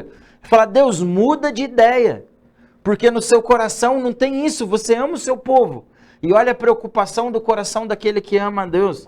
Ele fala, o que o povo do Egito vai dizer? Que você libertou o povo do Egito para matar eles aqui no deserto? O seu nome vai ser motivo de zombaria. E aí o que Deus faz? Deus muda o juízo dele em relação ao povo. Deus não extermina todo o povo mais. Então, homens com relacionamento com Deus, homens que exercem o seu sacerdócio cotidiano, o seu culto na sua atividade diária. Isso é ser cristão. Através da vida de oração, eles conseguem ter influência nos juízos de Deus sobre uma cidade, sobre uma região. E todo juízo de Deus ele é redentivo, ele não é punitivo. Deus disse para o homem se espalhar e multiplicar a terra. Deus disse para Noé se espalhar e multiplicar a terra. Quando veio quando veio o dilúvio, o povo decidiu, Moisés construiu ali o altar, assim que as águas baixaram e tal. No capítulo seguinte, quando o povo começa a construir a Torre de Babel, o que o povo fala? Vamos nos unir a fim de não nos espalhar e vamos construir uma torre que toque aos céus. Mas o que Deus tinha falado? Que era para o povo se multiplicar sobre a terra. Que era para o povo se espalhar e se multiplicar, não era? Então o que Deus faz como juízo? Ele desce a terra, confunde as línguas, distribui os idiomas e fazem o que com seu juízo? Espalha o povo na terra. Para quê? Para que eles se multipliquem. Então todo juízo de Deus ele é redentivo. Nunca é apenas com viés punitivo. Nínive, Deus ia exterminar se não tivesse arrependimento. Tanto que Jonas não queria ir porque ele sabia que se o povo se arrependesse, ele não ia. Deus ia perdoar, Deus não ia punir. Mas o que Deus faz? O povo se arrepende, Deus faz o quê? Perdoa. Por quê? Porque o juízo de Deus ele não é apenas punitivo, ele é redentivo. Ele trabalha para a redenção. E se você e eu quisermos participar do plano redentivo de Deus para toda a humanidade, isso só é possível através de uma vida de oração. Ai, Mastras, mas eu não sei qual que é o meu chamado. Eu não sei qual é o chamado que Deus tem para mim, o propósito que Ele tem para a minha vida. O chamado que Deus tem para mim e para você é: prossigamos em conhecer a Deus, porque Ele é a fonte inesgotável. E o único chamado que Deus faz a todo mundo é: tenha uma vida de oração. Querido, nós somos chamados para conhecer Deus. João vai dizer que nós vamos passar a eternidade conhecendo. A eternidade não tem fim. E nós vamos passar a eternidade conhecendo quem Ele é. E não vamos chegar ao conhecimento final. O nosso chamado é conhecer aquele a quem servimos. E isso só é possível através de uma vida de oração. Isso só é possível através da meditação das Escrituras. Caminhando para o fim, vamos falar sobre os pilares de oração, ou os pilares, né? 4 pilarzinhos ou 3 pilarzinhos para consolidar a oração. O primeiro pilar é que Deus quer que oremos porque isso revela nossa dependência e confiança a Ele. Lembra dos primeiros slides lá? De expressar a dependência? Então é isso. Qual é a intenção com a oração? Mostrar que somos totalmente dependentes dele. Ele é o único que supre toda a carência humana. Ele é o único que supre toda a falta que o ser humano tem. Ele é o único que pode expressar a confiança literalmente. E ele é o único que nós podemos depositar a confiança. Por quê? Porque ele é Deus. Ponto. Esse é um pilar fixo. Qual é o objetivo da minha oração? Expressar a minha dependência em Deus. Pedir perdão pelos pecados constantemente, me arrepender constantemente e ter em mente quem Ele é e ter em mente, lembra lá do sacerdócio? Que eu preciso ministrar a Deus, ter isso em mente. Você já parou para pensar que Deus sabe tudo que você vai dizer? E que não tem como escapar da presença dele? Se ele sabe cada palavra que a gente vai dizer, por que a gente tem que orar? Relacionamento. Relacionamento. Nós precisamos nos comunicar e nos relacionar com Deus, porque é através de relacionamento que Deus acontece. Deus não é um ser impessoal. Não é. Se eu fosse Deus, eu criaria um botãozinho assim, tipo do smartphone aqui, escrito assim: redimir todas as coisas. Ah, o homem errou. Pronto, tá tudo redimido. Por quê? Porque eu sei da minha natureza ruim e eu sei o quão impessoal eu sou. Eu sei da dificuldade que eu tenho para se relacionar. Se relacionar comigo não é fácil. Pergunta pro John, aqui da igreja. Não é? Pergunta pra Carol, que vive comigo. Não é fácil se relacionar comigo. Só que Deus, ele é um Deus extremamente pactual e relacional. Então Deus fez um pacto com o seu povo. E como Deus não é homem para quebrar o pacto que ele faz, porque o homem nunca honra a sua parte. O homem, na história da humanidade, sempre quebrou o pacto que fez com Deus. Mas como Deus não é o homem para quebrar o pacto, Ele é um Deus que ele mantém o seu pacto e a sua palavra de redimir toda a humanidade, por conta do chamado que ele fez a Abraão em Gênesis 12. E ele é um Deus totalmente relacional. O que para mim é o escândalo do Evangelho, juntamente com a encarnação e a morte de Cristo pelos meus pecados. É Deus decidir redimir toda a humanidade através de pessoas falhas como eu e você. Aquele pontinho básico, né? Romanos. Todos pecaram e destituídos foram da glória de Deus. Todos. De A a Z.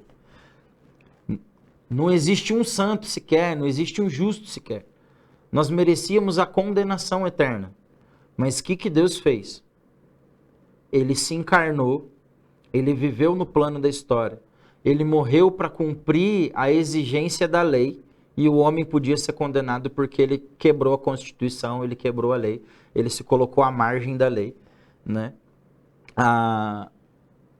Para que Deus resolveu fazer isso? Para salvar a humanidade, para se revelar para a humanidade? Mas ele decidiu fazer todo o plano de redenção a partir de homens. O que havia nos grandes homens da Bíblia, o que havia nos grandes homens da história da igreja, nos pais da igreja, nos grandes homens de nome, de destaque que a gente tem hoje aí. A gente citou John Piper aqui, um dos teólogos, grandes teólogos da atualidade. O que tem neles de diferente? Nada. Eles são comedores de arroz e feijão igual eu e você. Se eles não tomam banho, vai ficar fedendo do mesmo jeito. Se eles não comer, vai dar fome do mesmo jeito. Se furar, sai sangue, igualzinho. Não tem nada de diferente. A composição deles é a mesma. Todos vieram do barro do mesmo jeito. Todos têm o fôlego de Deus do mesmo jeito. Mas o que muda? O relacionamento. Deus não tem filhos prediletos, mas tem filhos que agradam mais. Tem filhos que retribuem o amor de uma forma diferente. Tem filho que honra mais do que o outro. Então, relacionamento. O segundo pilar, e eu vou pedir para alguém abrir o microfone e ler, por favor, Salmos 25, 14. Fala que a oração nos leva a uma comunhão mais profunda com Deus. E Ele nos ama e se deleita com a nossa comunhão nele. Alguém pode ler para mim, por favor? Salmos 25, 14. Alguém com a Bíblia aí?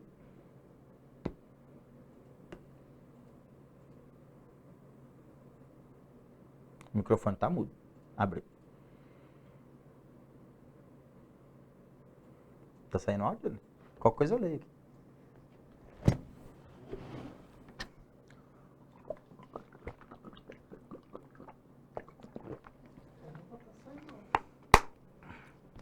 Probleminha no áudio aqui, eu vou ler.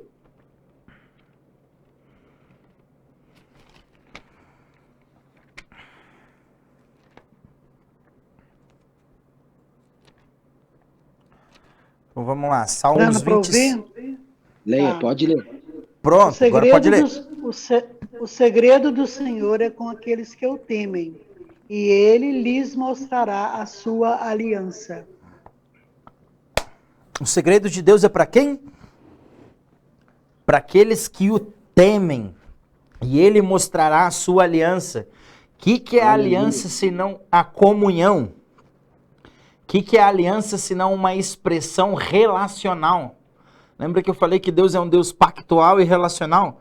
Então, o segundo pilar que fortalece a nossa oração é essa convicção de que a oração nos leva à comunhão mais profunda e mais íntima. E o maior interessado nessa comunhão é Ele, porque Ele vai expressar os termos da sua aliança. Ele vai demonstrar a fidelidade do pacto através do quê? Através do relacionamento e da intimidade. Sabe por que a gente ora hoje e uma pessoa é curada? A gente ora hoje e uma pessoa é curada justamente porque Deus é relacional e pactual. Porque Ele decidiu por si mesmo que ia redimir toda a humanidade e fez um pacto com Ele mesmo, em Gênesis. E Ele decidiu fazer tudo isso através da relação. Então, através da comunhão e da nossa relação com Ele, nós podemos orar hoje e a pessoa é curada porque Ele é fiel com os termos do pacto. E o maior interessado em que o Evangelho se propague. Lembra que eu falei que o meio de servir o Evangelho é através da oração? Quando eu oro para uma pessoa e essa pessoa é curada, eu estou servindo o Evangelho, eu estou adornando a noiva, eu estou proclamando a noiva por conta do relacionamento com Deus. Deus é o maior interessado. O terceiro pilar é que na oração Deus permite que nós, como criaturas, venhamos governar. Sabe o que é governar? A gente governa com Cristo. A gente participa dos juízos. Os textos de Gênesis 18 que está aí e de Êxodo, o de Amós 3 a gente já citou aqui, que Deus não faz nada sobre a terra sem compartilhar com os seus servos, né? O de Gênesis 18 é o que eu disse de Abraão intercedendo pelo juízo sobre Sodoma e Gomorra. E o de Êxodo 32 é que Deus chama Moisés para fazer uma sociedade onde ele exterminaria o povo. E Moisés é louco e nega, porque ele ama Deus sobre todas as coisas. E ele estava mais preocupado em como o povo do Egito ia ver Deus. Então, os homens e mulheres que são apaixonados por Deus, eles são tomados por um zelo. Eles são tomados por um zelo. Esse zelo cativa o coração deles. João Calvino, nas Institutas, ele traz 4 pilares para a oração. E o primeiro pilar da oração tem a ver com esse chamado ao temor. Mas, Mastras, que temor? Ele fala que é um temor jubiloso, é um temor que não traz aquele peso de condenação, mas ele traz uma alegria no coração. Temor, a igreja teve por muito tempo o entendimento como medo, né? Mas não é medo da condenação, se bem que a Bíblia fala que a gente tem que temer aquele que tem poder para lançar a alma no inferno, né? Só que Romanos também vai dizer que não existe condenação para aqueles que estão em Cristo. Então, a lei do Senhor nos dá uma graça. Olha só, a lei não é para condenar, a lei é para nos proteger. A lei do Senhor nos dá uma graça, porque o preço foi pago lá na cruz. Então aqui não tem condenação mais. Ah, mas se não tem condenação mais, se eu não devo temer mais, o que é esse temor? Esse temor, o que eu achei mais próximo para dizer assim, seria vinculado à palavra zelo, mas é um medo assim, de cuidado. A dinastia Ming, no Oriente lá, eles produziram alguns vasos talhados à mão, pintado, decorado à mão, que são os utensílios mais caros que existe hoje. Em 2014, pra você ter uma ideia, uma tigelinha pequenininha da dinastia Ming foi vendido por 36 milhões. Gente, 36 milhões de dólares. Uma tigelinha dessas aí que o povo usa para pôr sopa. 36 milhões. Imagina quanto custa um vaso. O valor é inestimável. Então, qual que é o temor que a gente tem que ter no chamado à oração? Que Calvino traz nas Institutas. É o temor como se eu pegasse esse vaso e desse para você assim, e dissesse assim, olha, esse aqui é um vaso da dinastia Ming, que custa 36 milhões, colocar ele dentro da sacolinha, entregar na sua mão e falar assim, está indo para Londrina de cá? Entrega ele para os irmãos da igreja lá de Londrina, eles vão usar para decorar a igreja lá. Como que você ia se sentir transportando esse vaso? Você ia ter medo de danificar o vaso? Ou você ia ter medo de arruinar, sei lá, alguma coisa? Não existe em mim e em você poder algum para a gente arruinar algo do que Deus vai fazer. Mas esse temor tem a ver com isso. Tem a ver com ter esse zelo para não manchar a santidade do Senhor. Tem a ver com ter esse mesmo zelo, esse mesmo cuidado de não fazer nada, de não danificar nada nessa tigelinha, nesse vaso. É a mesma reverência, é o mesmo temor, é o mesmo zelo, é o mesmo cuidado para não ferir a santidade de Deus ou não ferir o meu relacionamento com Deus. Então Calvino ele faz chamado à ideia do temor e do zelo. Lembra que eu falei da irrealidade?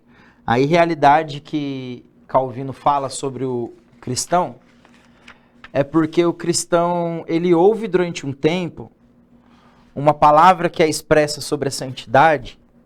Então nós ouvimos uma ministração num culto de domingo que o DH ministrou sobre a santidade. E aí o que a gente faz? A gente sai do culto com aquela palavra de santidade e a gente tem na nossa cabeça, nossa, uma vida santa, preciso melhorar nisso, preciso fazer aquilo, preciso buscar mais a santidade do Senhor, eu almejo mais a santidade do Senhor. E aí na segunda-feira o que a gente faz? A gente pisa naquele dispositivinho do lixo, abre a tampa e joga tudo aquilo ali no lixo e passa a viver uma vida totalmente o contrário da santidade. Então o ser humano, Calvino diz na Instituta, que ele é um tanto quanto estranho, um tanto quanto esquisito. D.A. Carson, ele fala assim, o ser humano, nós os seres humanos, somos muito estranhos. Ouvimos preceitos morais da beleza perfeita da santidade. Sabe que a beleza perfeita da santidade? É o que os Salmos vai falar sobre Deus expressar a estética da santidade. Deus, me revele a beleza da tua santidade. A santidade do Senhor não é apenas um aspecto de pureza, mas ela é algo que cativa o meu coração, é algo que cativa o seu coração, é algo que desperta desejo em nós porque ela é bela. A santidade é uma expressão de beleza e ela é uma expressão exata da beleza de Deus. Então olha o que o D.A. Carson fala, que nós pegamos esse vislumbre da santidade, essa beleza da santidade, mas, portanto, então, depois disso, degradamos essa visão, sonhando acordados com uma opinião que os outros teriam de nós se nós fôssemos assim. Sabe o que é essa irrealidade que a gente tem na oração?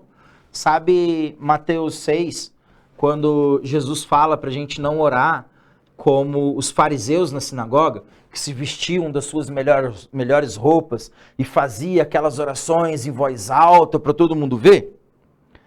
Isso é a irrealidade.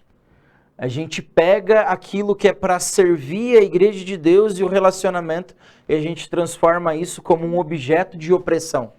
Isso é irrealidade. Nós costumamos viver na irrealidade. E sabe quem é mais difícil tirar do quarto? Quando fala assim, entra no seu quarto e fecha a porta.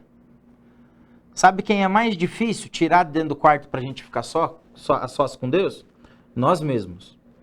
Porque quando vamos orar ou buscamos uma oração, a gente busca as melhores palavras, como se vestisse a melhor roupagem espiritual para ter um relacionamento com Deus. Enquanto, na verdade, a gente tinha que ter uma disposição de mendigo. Sabendo que, pela situação do pecado, é exatamente igual a um mendigo que nós estamos. Fomos perdoados pelo pecado, né? Deus morreu, Jesus morreu na cruz, perdoou os pecados, resolveu esse problema. Sim, mas vivemos em um processo. Rousseau Shedd vai dizer, fui salvo porque Cristo morreu na cruz. Estou sendo salvo porque ainda luto com o pecado constantemente. E serei salvo no dia que ele voltar e eu tiver o corpo glorificado. Aí então o pecado não me atinge mais. Mas o problema é que por conta da falta de oração e por falta da relação e desse entendimento do ofício sacerdotal da oração, nós temos pecados de estimações. A gente peca e isso não nos constrange, né? George Miller, ele diz algo interessante nesse livrinho aqui.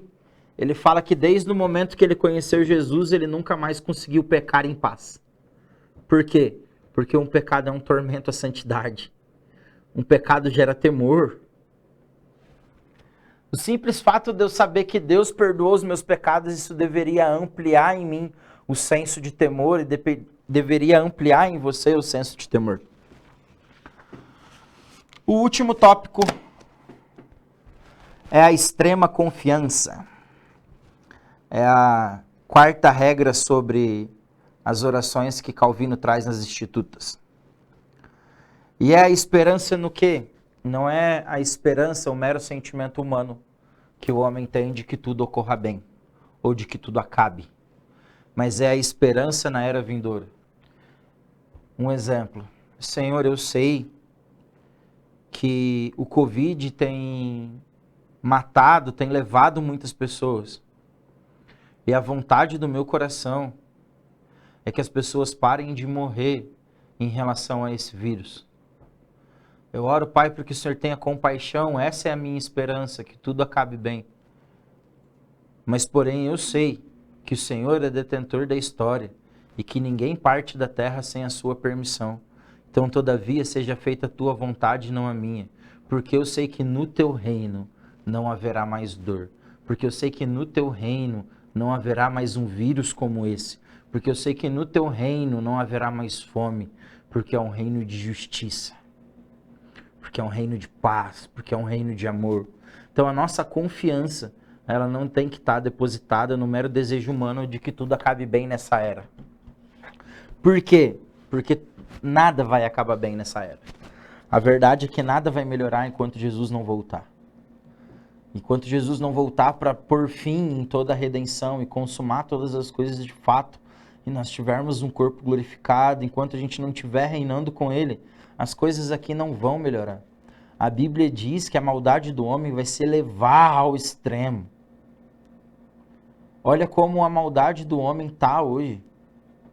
Esses dias eu vi numa notícia que um cara matou o outro por causa de uma antena de TV. Nem se usa antena de TV hoje, é tudo digital, e um matou o outro por causa de uma antena de TV. R$14, R$15. Aonde está o amor do homem? Aonde está o amor do pai por filho, filho por pai? Entende que a maldade do homem só está aumentando, e a Bíblia não fala que isso vai acabar? Lembra Mateus 24? Quem fez Mateus 24 aqui com o William? Rumores de guerra, nação contra nação. Olha o que a gente está vivendo com o Afeganistão agora, mas o que a Bíblia fala na sequência? Não é o fim. Então nada vai ficar bem enquanto Jesus não voltar. Mas o que mantém para mim e para você? Qual é a única chance de nós termos uma vida, entre aspas, inabalável? É vivermos uma vida entregue à extrema devoção, rendidos em oração ao Senhor. Por quê? Porque a nossa esperança está nele. Ele é a bendita esperança que vai vir do céu e redimir todas as coisas. O que eu tinha para compartilhar com os irmãos é isso. E vamos ter fé. Igual está escrito em Salmos 94:9. Porque às vezes a gente ora como se o Deus que criou o ouvido não fosse capaz de ouvir, né? E é isso que Salmos fala. Então a gente precisa orar com fé e tendo confiança de que o Deus que criou o ouvido é capaz de ouvir as nossas orações e as nossas súplicas. A aula de hoje termina por aqui. Tem alguma pergunta aí, Lê? Ou alguém quer corrigir alguma heresia que eu falei? Ou acrescentar alguma coisa?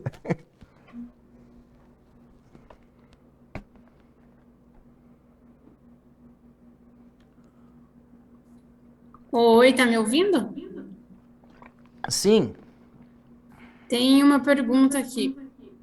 Segundo Calvino, quais são os 4 pilares da oração? O primeiro pilar é o entendimento do temor.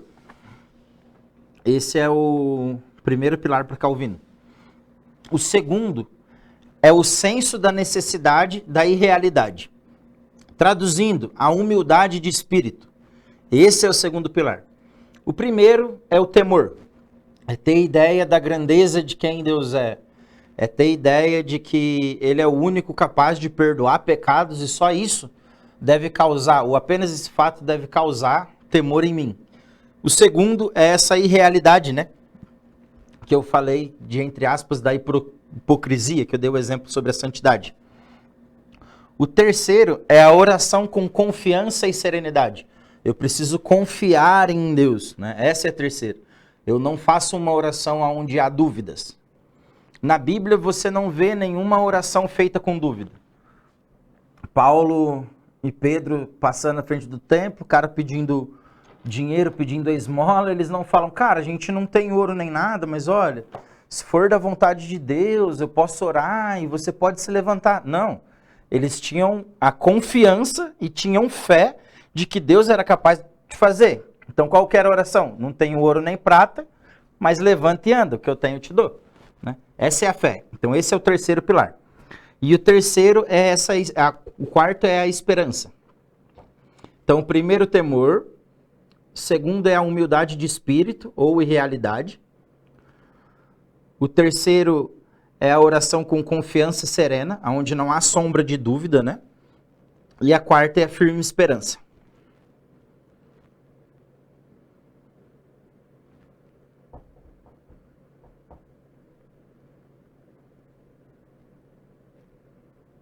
É isso aí.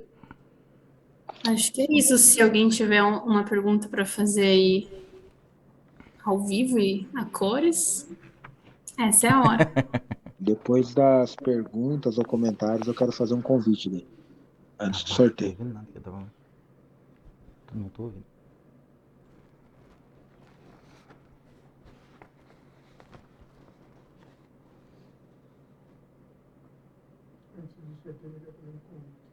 Ah, Então, eu vou fazer o convite, então. Estão me ouvindo?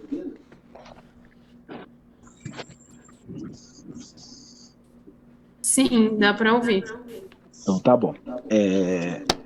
Seguinte, pessoal. Uma vez, há anos atrás, cheguei na casa da minha mãe e tinha um livro lá, Como Ter uma Vida Poderosa de Oração.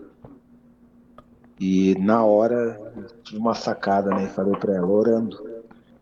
Eu queria, como pastor, não tem como eu expressar aqui o sentimento do espírito que está aqui em casa, mas tudo que o Mastros trouxe nessa aula, ele chegou a usar palavras, quem é da antiga Zoe, vai lembrar de várias pregações, né, pilares nossos, simples como pai e filho, ensina-nos a orar. Ele chegou a usar as mesmas palavras, e até nós estávamos brincando aqui no grupo secreto, chamando de Masters Wakefield. Então, forte que essa aula está sendo e avivando o nosso coração. E ligando com o que o William pregou domingo também, né, que vocês assistiram, com tudo que eu falei lá no interior, nas outras cristianismos, esse final de semana, só tenho um convite como pastor para você, amanhã. Como o Mastras falou, por que orar? Porque eu sou crente. Então, talvez você está com o lugar secreto, hoje essa palavra, né?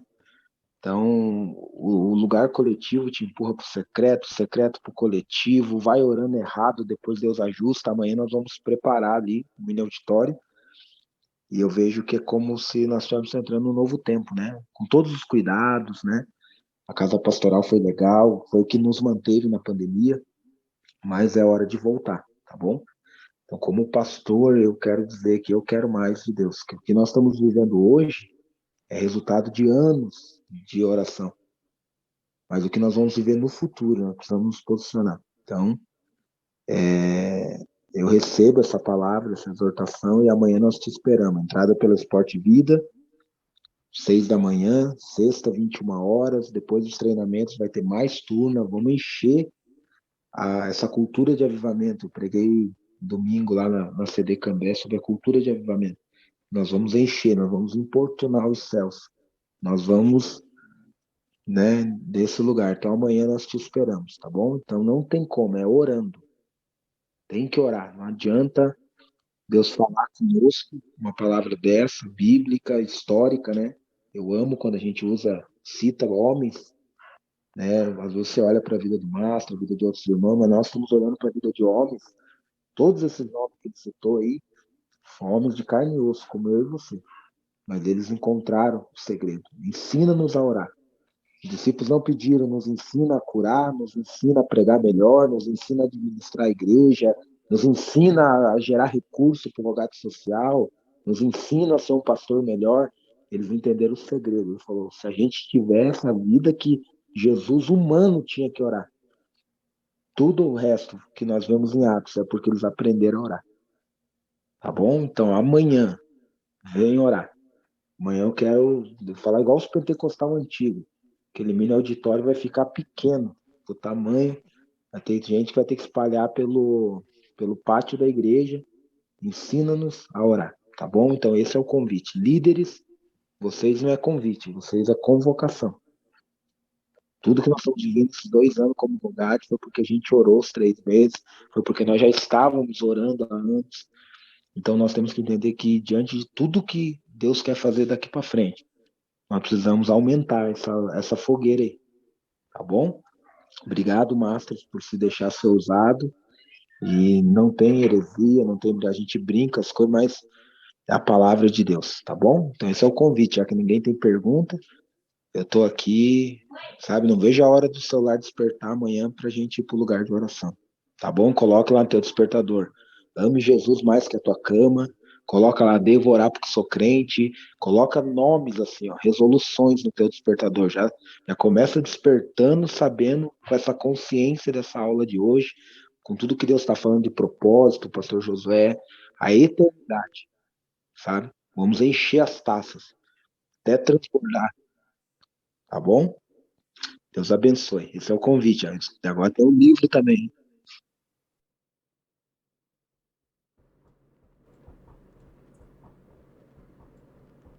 Isso aí, não teve pergunta, mas teve bastante comentário. Depois eu posso te mandar, professor Mastras.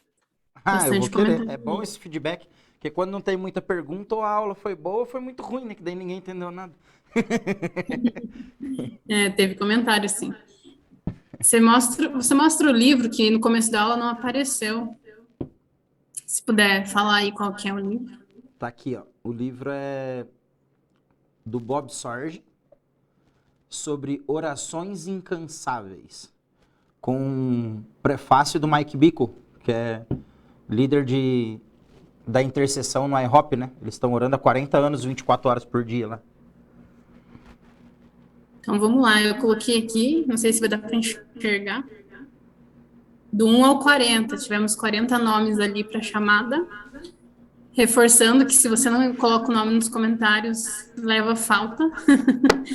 E eu vou sortear um desses 40. Vamos ver. Número 17. Cadê? Número 17, deixa eu ver quem é.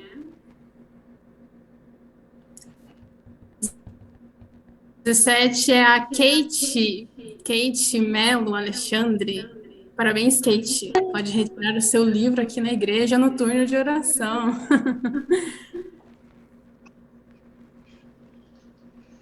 Obrigado, tô aqui, ó, tô online. Aê! Olha lá, né, Cheiro? Cheiro ganhou o livro. Parabéns. Faça bom uso. É um livro que, quando eu li pela primeira vez, em 2017, fez o meu coração se incendiar. Posso dizer que minha oração nunca mais foi a mesma depois de ter lido esse livro. Então, que tenha um efeito 2 vezes maior na sua vida. E depois que você lê, não guarda ele na prateleira, não. Doa.